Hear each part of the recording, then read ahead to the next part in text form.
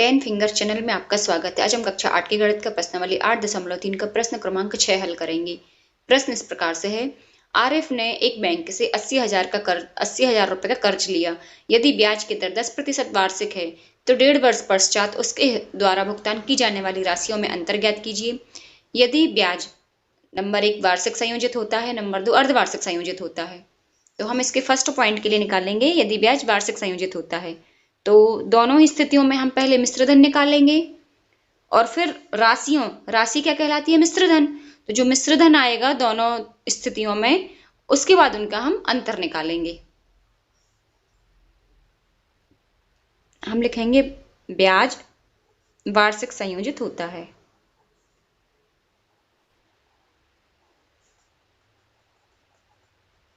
तब मिश्र धन ए बराबर। यदि ब्याज वार्षिक संयोजित होता है तब मिश्र धन ए बराबर हो जाएगा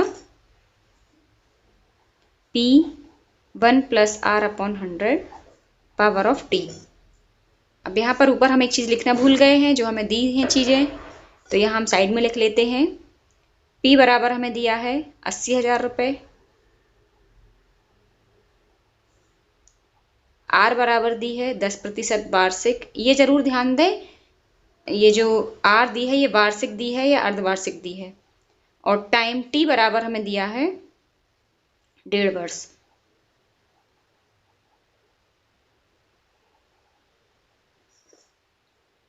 तो अब ये सारी वैल्यू हम यहाँ पर रख लेंगे। यहाँ पर स्मॉल r आएगा और इसको भी हम स्मॉल t लिखेंगे।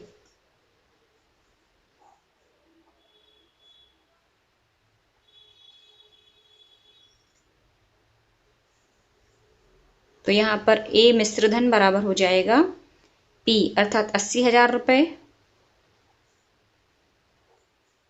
1 + r अर्थात 10%। और t देखिए, पहले 1 वर्ष का मिश्र धन निकालेंगे और फिर जो मिश्र धन आएगा उसको अगले आधे वर्ष के लिए अर्थात 6 माह के लिए मूलधन मान के फिर अगले 6 माह का ब्याज निकालेंगे। और इस तरह से दोनों को जोड़ के कुल राशि या कुल मिश्र धन आएगा। इसको मैं करके दिखाती हूँ तब आपको ज्यादा अच्छे समझ में आएगा। यहाँ पर ये टाइम लिया हमने अभी 1 वर्ष।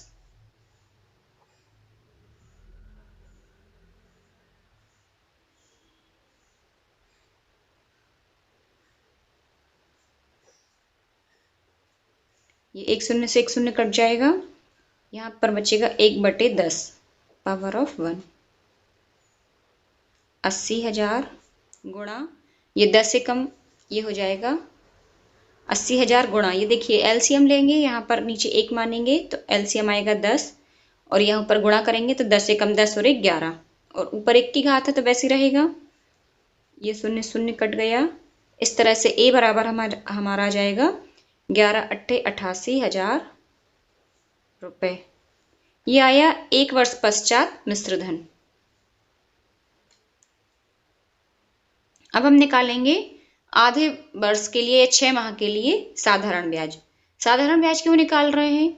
क्योंकि देखिए जो चक्रवृद्धि ब्याज है इसमें जो मिश्र धन निकलता है ये फुल पे ही निकलता है, अर्थात 1 वर्ष के लिए 2 वर्ष के लिए। आधे वर्ष के लिए हमें साधारण ब्याज ही निकालना पड़ेगा।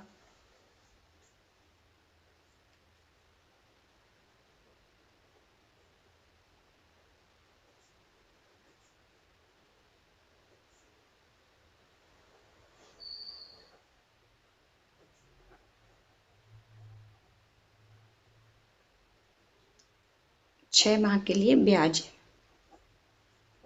SI बराबर होता है PRT/100।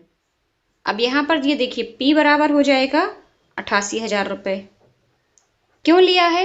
क्योंकि चक्रवृद्धि ब्याज जो होता है उसमें ब्याज पर ब्याज मिलता है। अब जी 88,000 रुपए में ब्याज भी शामिल है 1 वर्ष का, तो SI बराबर हो जाएगा 88,000 गुणा R वही रहेगा 10% और T यहाँ हो जाएगा आधा वर्ष। तो यहाँ लेंगे 1/2 और नीचे अपॉन में 100 पहले से है। अब ये 2 शून्य से 2 शून्य कट जाएंगे। इस 2 से यहाँ पर ये कट जाएगा 44 बार और 1 शून्य पहले से था, तो ये हो जाएगा 4400 रुपए। ये आ गया साधारण ब्याज 6 माह का। अब हम निकालेंगे कुल राशि, जो 1.5 वर्ष के पश्चात कुल राशि निकलनी है वो आएगी। तो ये हो जाएगी ए प्लस एस आई। ए अर्थात ये वाला जो हमने 1 वर्ष के लिए मिश्र धन निकाला है, और एस आई अर्थात ये ब्याज। तो ये है 88,000 रुपये, और एस आई हमने निकाला है 4400 रुपये। तो ये तो हो जाएंगे 400, 8 और 4 12, 8 और 1 9, 9,400 रुपये। ये आ जाएगा पहले वाले का आंसर। पहले वाले के लिए कुल राशि ये आ जाएगी 92,400 रुपये। ये आप लोग फिर से देख लीजिए, इसको और इसको जोड़ा है तो आ गया 92,400 रुपये। अब देखिए, इसके दूसरे भाग में हमसे बोला गया है यदि ब्याज अर्धवार्षिक संयोजित होता है तब भी हमें कुल राशि निकालना है। तो हम लिखेंगे यदि ब्याज अर्धवार्षिक संयोजित होता है तब मिश्र धन।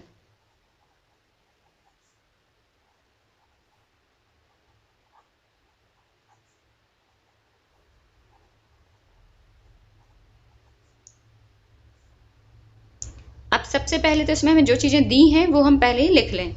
यहां पर P तो 80,000 ही रहेगा।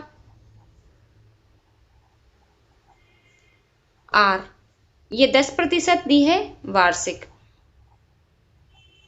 और चूंकि ब्याज हो रहा है अर्धवार्षिक संयोजित तो 10/2 अर्थात 5% हो जाएगी अर्धवार्षिक। बस यहाँ पर यही ध्यान देने लायक बात है कि ये अर्धवार्षिक कैसे निकालना है आर को। तो ये 10/2 करके आ जाएगा 5% अर्धवार्षिक। अब हमें निकालना है इसमें टी। टी दिया है 1.5 वर्ष, और चूंकि ब्याज अर्धवार्षिक संयोजित हो रहा है तो 1.5 वर्ष में हो जाएंगे 3 छमाही। 6 महीने 3 बार आएंगे ना 1.5 वर्ष में, तो इसको हम लिख सकते हैं या 3 छमाही। तो टी बराबर हो जाएगा 3। बस इतनी सी ये चीजें, 2 चीजें यहाँ पर चेंज हो जाएंगी यदि ब्याज अर्धवार्षिक संयोजित हो रहा है। टी हो जाएगा यहाँ 3 और आर हो जाएगा 5%। तो अब हम मिश्रधन ए निकालेंगे। ये होता है P1 + R/100 power of T.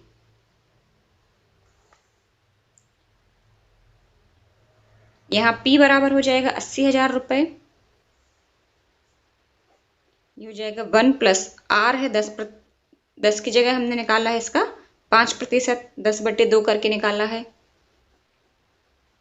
और टी यहाँ पर है 3 छमाही अर्थात 3 है।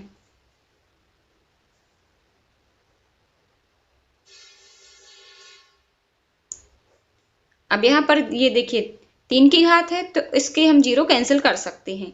ये 5 एकम 5, 5 दूनी 10 और ये वाला 0, तो ये हो जाएगा 1 + 1/20। यहाँ पर आ जाएगा ए बराबर 80,000 और ये है ये 20 एकम 20, और यहाँ पर ये 20 एकम 20 और 1 21,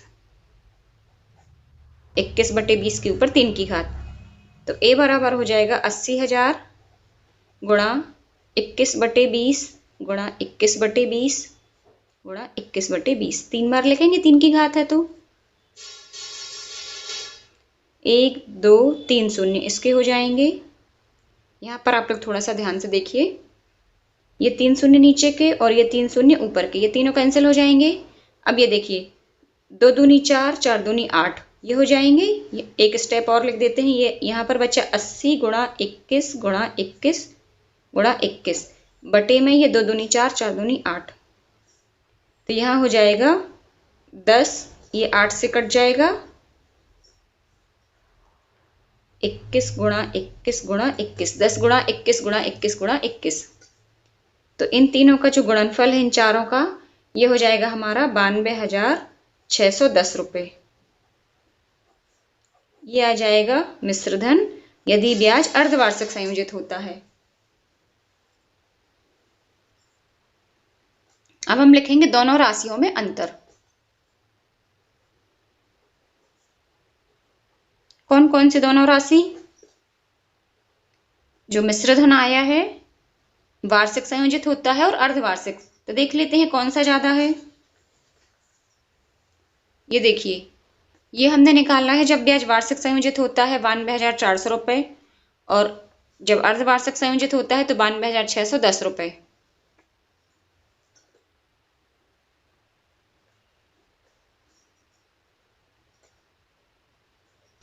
तो ये वाला ज्यादा है, तो हम लिखेंगे 92,610 माइनस 92,400। यहाँ पर अंतर आ जाएगा 210 रुपये। ये आ जाएगा हमारा आंसर।